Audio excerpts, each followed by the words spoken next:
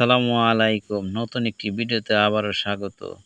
আজ আমরা নেদারল্যান্ডস বনাম মরক্কোর নকআউট পর্বের ম্যাচটি সম্পর্কে আলোচনা করব।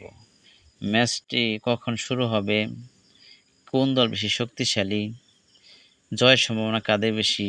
হেড টু হেড লড়াই বাংলাদেশে কীভাবে ম্যাচটি সরাসরি লাইভ সম্প্রচার দেখা যাবে ইত্যাদি বিষয় নিয়ে আলোচনা করবে।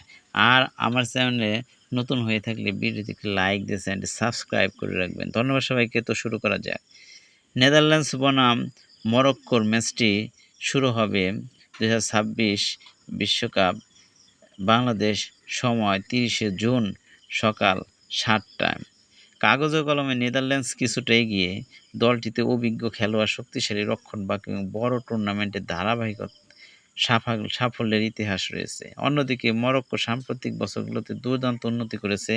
2022 বিশ্বকাপে সেমিফাইনালে ওঠার পর 2026 বিশ্বকাপে তারা দারুণ ছন্দে রয়েছে।